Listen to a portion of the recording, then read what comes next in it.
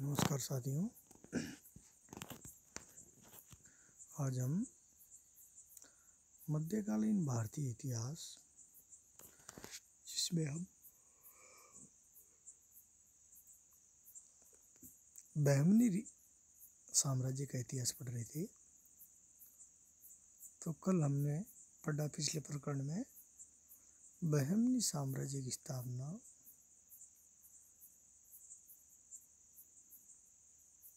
जफर खान ने, जो कि बाद में बहमन शाह के नाम से प्रसिद्ध हुआ। जफर खान, जिसको बाद में हसन गंगू या बहमन शाह के नाम से जो सम्राट प्रसिद्ध हुआ, उसने 1347 ईस्वी में बहमनी साम्राज्य की स्थापना की थी। इसके बाद में इस रियासत में अनेक सुल्तान हुए। उनमें से फिरोज शाह बहमनी है, वो प्रमुख सुल्तान था जिसने साम्राज्य का अत्यधिक विस्तार किया। 1422 ईस्वी में उसकी मृत्यु हो जाती है और उसकी मृत्यु के पश्चात उसका पुत्र शिहाबुद्दीन अहमद प्रथम बहमनी सुल्तान बनता है, जिसने 1422 ईस्वी से 1446 ईस्वी तक शासन किया। उसने पहला बदलाव किया, गुलबर्गा के स्थान पे राजधानी बीदर को बनाई और इस नवीन स्थान का नाम मोहम्मदाबाद रखा गया। गुलबर्गा राजधानी है, वो बहमन शाह ने बनाई थी, जो बहमनी साम्राज्य का संस्थापक था। अहमद शाह के काल में इस दलगत राजनीति, अर्थात कल हमने पढ़ा था कि दक्षिणी और अफाकी, दक्षिण के लोग थे उनको दक्षिणी कहा जाता था, और जो विदेशी मुस्लिम आके बसे थे साम्राज्य में, विशेषकर ईरानी, उन्हें अफाकी कहा जाता था। तो उनकी इस दलगत राजनीति ने सांप्रदायिक रूप ले लिया, क्योंकि सुल्तान ने ईरान से शिया संतों को भी आमंत्रित किया था। खुरासान में स्थित इस्फाहान का कवि शेख आजरी उसके दरबार में आया था। उसका शासनकाल न्याय एवं धर्मनिष्ठता के लिए विख्यात था।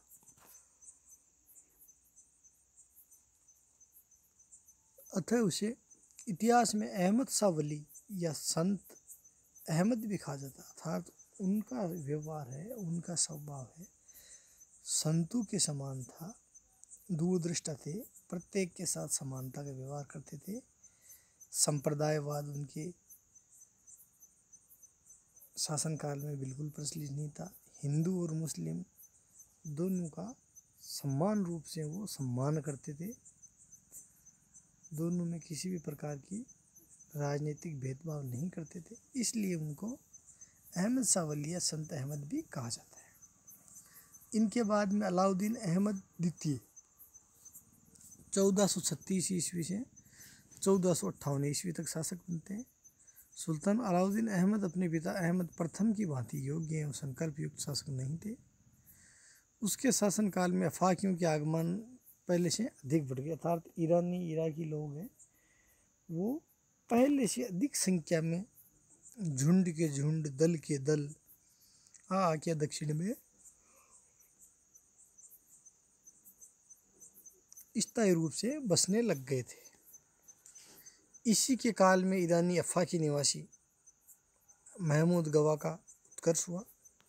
ईरानी लोगों को अफाकी कहा जाता था, और एक ईरानी है अफाकी महमूद गवा, वो यहाँ आए थे और उसे व्यापारियों का प्रमुख मलिक उत तुज्जार की उपाधि दी गई। महमूद गवा है प्रारंभ में एक व्यापारी थे, लेकिन धीरे धीरे उनका उत्कर्ष होता गया और वो प्रधानमंत्री के पद पे पहुंच गए। इस काल में उड़ीसा के गजपति नरेशों की साम्राज्यवादी महत्वाकांक्षा का सूत्रपात हुआ और दक्षिण की ओर उनके विस्तारवाद के परिणाम स्वरूप बहमनी एवं गजपति सेनाओं से कई बार युद्ध हुआ। फरिश्ता बुरहान महासीर के लेखक से हमें ज्ञात होता है कि उसने मस्जिदों, सार्वजनिक विद्यालयों एवं दातव्य संस्थाओं की स्थापना की। अपनी राजधानी बिदर में एक अस्पताल का निर्माण भी करवाया। किसने? अहमद शाह द्वितीय ने। उसने वहाँ 2 सुंदर गांव धार्मिक दान के रूप में दिए गए ताकि इन गांवों के राजस्व को पूर्णतः दवाओं एवं पेय पदार्थों की आपूर्ति में लगाया जा सके। अहमद शाह द्वितीय के बाद में हुमायूं शासक बनते हैं। अलाउद्दीन की मृत्यु अहमद शाह अलाउद्दीन की मृत्यु के बाद उसका ज्येष्ठ पुत्र हुमायूं शासक बना। वह इतना निष्ठुर था कि उसे जालिम की उपाधि दी गई। इसे दक्कन का नीरो भी कहा जाता, अर्थात जनता के प्रति वह बहुत ही ज़्यादा निष्ठुर था। जनता कितने ही दुख और तकलीफें सही, लेकिन उस सुल्तान को या हुमायूं को जनता की इन तकलीफों से कोई मतलब नहीं था। उसने महमूद गवा को अपना प्रधानमंत्री नियुक्त किया। हुमायूं की मृत्यु के समय उसका पुत्र निजामुद्दीन अहमद की आयु केवल 8 वर्ष थी। इस कारण हुमायूं ने अपने जीवन काल में ही एक प्रशासनिक परिषद की स्थापना की थी, जिसमें राजमाता महमूद गवा सहित कुल 4 व्यक्ति थे। मोहम्मद तृतीय। राज्यारोहण के समय मोहम्मद तृतीय की आयु केवल 8-9 वर्ष थी। महमूद गवा हम पहले पढ़ चुके हैं कि हुमायूं की मृत्यु की और मोहम्मद तृतीय सम्राट बना और महमूद गवा को प्रधानमंत्री पद पे नियुक्त किया गया। उसके शासनकाल में ख्वाजा जहां की मृत्यु होगी। तत्पश्चात महमूद गवा को ख्वाजा जहां की उपाधि प्रदान की गई। महमूद गवा ने अपरिमित राजभक्ति से बहमनी राज्य की सेवा की। कुशल कूटनीति एवं सैनिक नेतृत्व ने उसे ऊंचाई पे पहुंचा दिया। मोहम्मद तृतीय के शासनकाल में रूसी यात्री निकितिन बहमनी साम्राज्य की यात्रा पे आया था। उसने बहमनी शासन में जनसाधारण की दशा का अपने लेखों में वर्णन किया है। निकितिन नाम का एक रूसी यात्री है, वो बहमनी साम्राज्य में महमूद तृतीय के समय आया। उसने मोहम्मद गवा की राजनीतिक कुशलता, दूरदर्शिता इत्यादि का आंखों देखा हाल या सादृश्य वर्णन किया है। महमूद गवा की उपलब्धियाँ। महमूद गवा की उपलब्धियाँ क्या क्या थी, कौन कौन से इन्होंने महत्वपूर्ण कार्य किए? प्रशासनिक परिषद के सदस्य एवं सुल्तान हुमायूं के शासनकाल में प्रधानमंत्री के रूप में नियुक्त महमूद गवा बहमनी साम्राज्य की राजनीतिक समस्याओं को भलीभांति समझ चुके थे। इनका सबसे बड़ा योगदान बहमनी साम्राज्य की समस्त राजनीतिक समस्याओं का निराकरण कर उसे बहमनी साम्राज्य को उत्कृष्टता की प्रकाष्ठा पे पहुंचा दिया। अर्थात जितनी भी राजनीतिक समस्याएं थी, सीमा संबंधी समस्याएं थी, आंतरिक पारिवारिक विवाद थे, राजगद्दी से संबंधित समस्याएं थी, तो उनके दावेदारों से संबंधित समस्याएं थी, सभी का इन्होंने निराकरण किया। सबसे पहले उसने मालवा पे अधिकार किया। उसकी सबसे महत्वपूर्ण सैनिक सफलता गोवा पे अधिकार प्राप्त करना था। गोवा पश्चिमी समुद्र तट पे सर्वाधिक प्रसिद्ध बंदरगाह था। पहले ये विजयनगर राज्य का एक संरक्षित क्षेत्र था।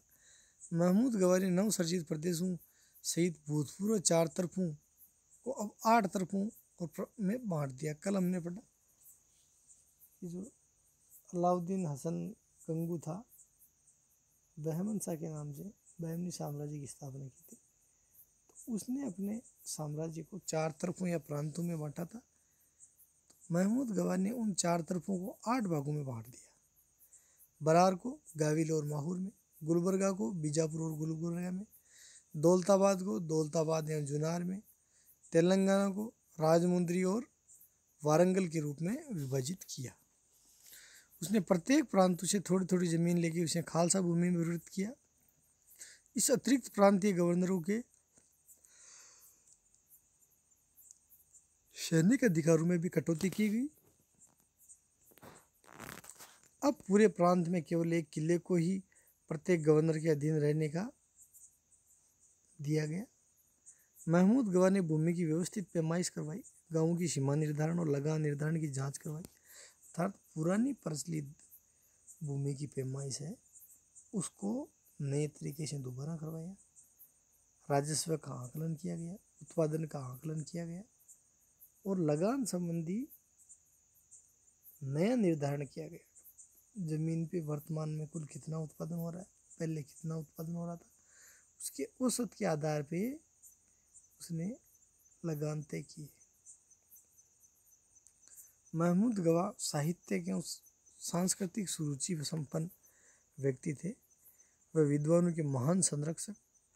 उसने बीदर में एक महाविद्यालय की स्थापना भी करवाई थी। जो नई राजधानी बनाई थी हमने पढ़ा था, फिर गुलबर्गा की जगह बीदर को राजधानी बनाया गया, तो बीदर में एक महाविद्यालय की स्थापना करवाई। महमूद गवा ने अपनी राजनीतिक गतिविधियों को न केवल बहमनी साम्राज्य तक सीमित किया, अपितु उसके बाहर ईरान, इराक, मिस्र और तुर्की के सुल्तानों के साथ पत्र व्यवहार भी किया। किंतु इस महान व्यक्ति का अंत दुखद रहा। 1481-82 ईस्वी में मोहम्मद तृतीय ने राजद्रोह के आरोप में फांसी या मृत्युदंड दे दिया गया, जिसका प्रमुख कारण अफाकियों और दक्खनियों के मध्य व्यवस्था था। अर्थात दक्खनियों ने अफाकियों के विरुद्ध मोहम्मद तृतीय के कान भर दिए और उनको कहा कि महमूद गवा है, आपका तख्ता पलट करके आपको कैद करके स्वयं सुल्तान बनने की आकांक्षा रखता है। तो महमूद तृतीय वो एक संकालु व्यक्ति थे। तो उन्होंने बिना कोई आगे पीछे का सोचे 1482 ईस्वी में मोहम्मद तृतीय को फांसी दे दी गई। मोहम्मद तृतीय को क्या, महमूद गवा को फांसी दे दी गई। मोहम्मद तृतीय के सकाल में ही ये बीजापुर का तरफदार गवर्नर था। बहमनी साम्राज्य का पतन। महमूद गवा की मृत्यु के 2 दशक के भीतर ही बहमनी साम्राज्य का तीव्र गति से पतन हो गया। शिहाबुद्दीन महमूद शाह के शासनकाल 1482 से 1518 ईस्वी में प्रांतीय तरफदारों ने अपनी स्वतंत्रता की घोषणा करना प्रारंभ कर दिया। 15वीं शताब्दी के अंत तक बहमनी साम्राज्य खंडित हो गया। महमूद और उसके उत्तराधिकारी एक तुर्की सरदार विदेशी अमीर अली ब्रीद के हाथों की कठपुतली मात्र थे, जो इन सुल्तानों के शासनकाल में साम्राज्य का वजीर था। अमीर अली ब्रीद को दक्षिण की लोमड़ी भी कहा जाता है। इस वंश का अंतिम सुल्तान 1527 ईस्वी में कलीमुल्ला शाह था, जिसकी मृत्यु 1527 ईस्वी में हो गई और इसकी मृत्यु के साथ ही बहमनी साम्राज्य का अंत हो गया। सुल्तान शिहाबुद्दीन महमूद कासिम ब्रीद को वजीर या प्रधानमंत्री नियुक्त करते समय बहमनी साम्राज्य विघटित हो गया था। उसके स्थान पर 5 नवीन राजवंशों की स्थापना हुई, जो इस प्रकार से थे। बीदर में ब्रीद शाही वंश, बरार में इमाद शाही वंश, अहमदनगर का निजाम शाही, बीजापुर का आदिल शाही और गोलकुंडा का कुतुब शाही। इनमें से इमाद शाही और निजाम शाही राजवंशों के संस्थापक हिंदू से इस्लाम धर्म स्वीकार करने वाले दक्खनी लोग थे। अर्थात उनके पूर्वजों ने हिंदू धर्म से को छोड़ के मुस्लिम धर्म अपना लिया था। बहमनी साम्राज्य के बारे में हमने कुल 2 प्रकरणों में अध्ययन किया। अब हम बहमनी साम्राज्य के बारे में आज हमारा प्रकरण बस इतना ही है। आगे दूसरे प्रकरण में कल अध्ययन